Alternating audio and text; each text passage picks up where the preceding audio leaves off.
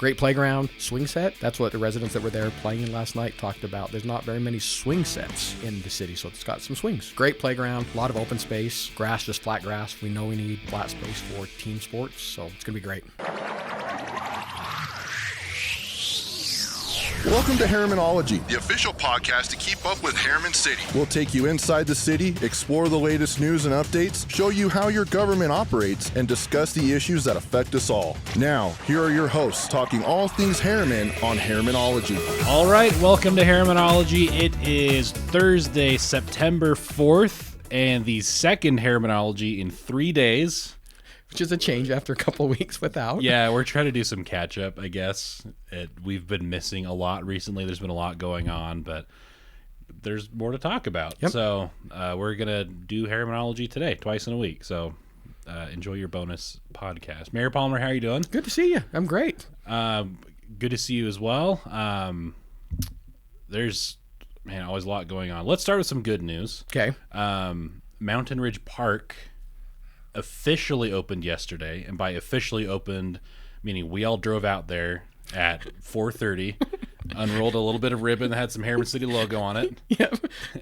Some of the people we invited didn't show up, so it was just city people there. Like, cut the ribbon. Grabbing the neighbors up there playing, and yep. Yeah, they're just chilling there. Like, hey, there's a park open. Like, hey, do you want to be in the ribbon cutting video?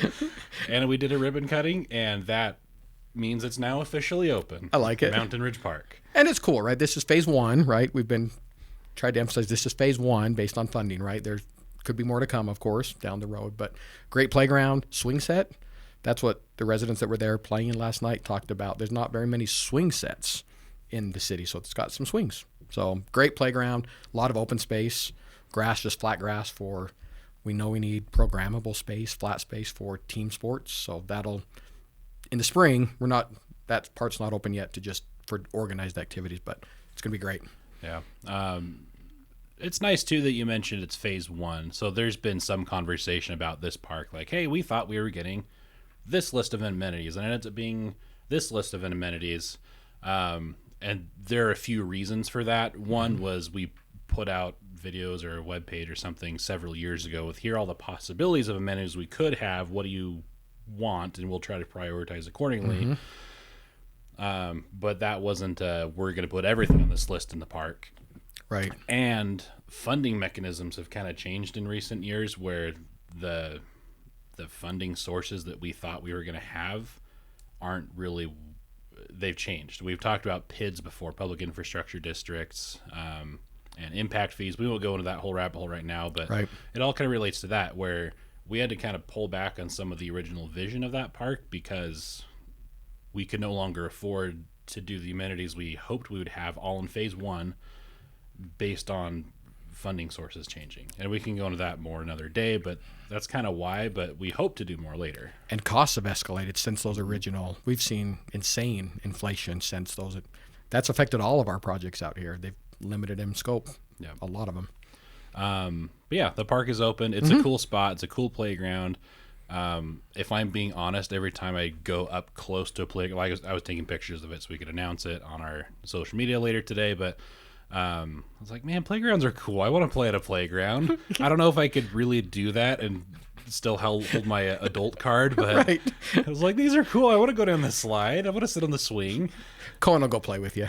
Call Cohen up. And he did. He did. I kind of had to navigate the camera away from Cohen a little bit in a couple spots, but it looked like a great park. So restroom, pavilion with tables, playground, swings, huge grass area. Nice new addition. It'll be good. Yep. Later in the evening, there was some traffic on particularly Rosecrest Road between Main Street and 134th. We put out a post last night. I'll admit I was in a mood, just completely unrelated. So what I was putting that out is maybe a little bit snippy on our post, but it brings up a good time. There is traffic control there on that road. And by traffic control, that's a city speak for orange cones. Yeah, right. We're controlling traffic by moving it over here. There's been traffic control and construction projects everywhere. It's not breaking news to anybody, and it's irritating for every driver. Like, nobody turns the corner, sees a whole row of orange cones, and goes, yes, Right. Yes. this is awesome. Like everybody rolls their eyes and hammers their steering wheel. It's like, this stinks. But when there's traffic control in place, sometimes like specifically on Rosecrest, the traffic is moving onto one side of the road. Mm-hmm. We're not eliminating any travel lanes with this, but we are, for a few days, shutting down some turn lanes. Yes. Because there isn't a safe work zone with accommodating those turn lanes. Now, there's a problem when people either don't see, we try to have a bunch of signs up, or they ignore no left turn signs. And we saw that for the last couple of years on 118th South, mm-hmm. down by 4000 West, people would be in the straight travel lane, and there was no left turn allowed, but some people would insist on turning left. Yep. And it causes backups. It causes backups very, very quickly, and people get stuck in that for a long time, and it makes everybody mad. We kind of saw a little bit of that last night on Rosecrest, and probably will throughout the weekend, to be honest with you. Yeah. But construction is a pain, especially when you're eliminating lanes. That's not happening on this road, but just kind of wanted to give a shout out for the road signs. Like, it's a pain in the butt. Detours are annoying.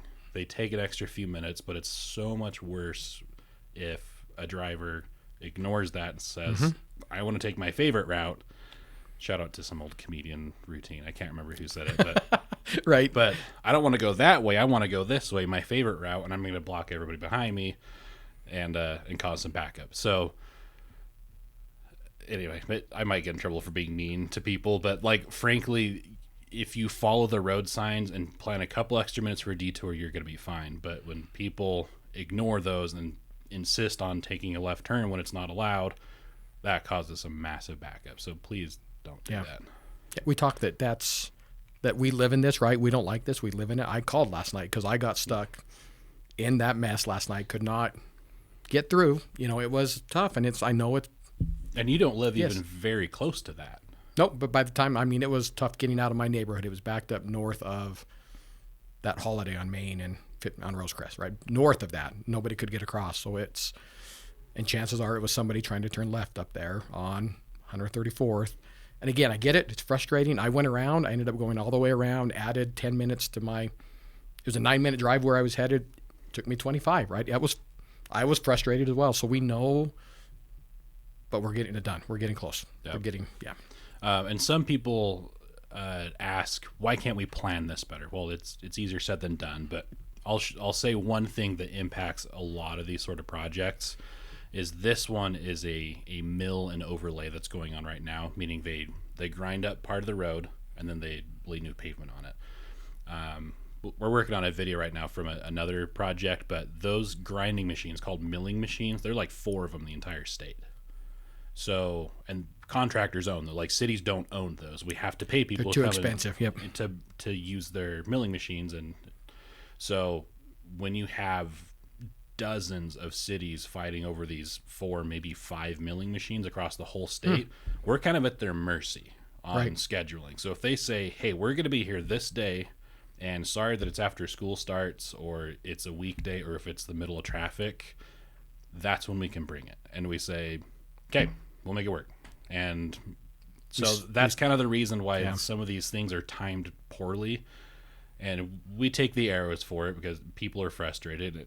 It's not ideal timing. Right. But that's one reason why that happens is we're so limited and everybody's fighting for the same equipment. So we just kind of live with wherever we are on the schedule. Right. It's a whole other thing when the machine breaks down. Right, man. Puts everybody else back. But yeah. So when's this one going to be done? So this one, they're doing a lot of work on it today. They're hoping to be done by end of day tomorrow. Okay. It could be into Saturday. Okay. But we're expecting it's all done by the end of this weekend. And part of this was done earlier in the year too. There was kind of a temporary thing until this payment job. And there's a bit of a headache too, just a little bit of inside baseball, if you will. It was harder to pave that one because it was so hot on that day. The pavement never really cooled. So they were expecting to do, we'll mill and then pave behind it, and then within a couple of hours we'll open up the road. Well, the pavement didn't cool because it was 100 whatever degrees. Wow. So the road was closed for a lot longer than they planned on because it just didn't set. Wow.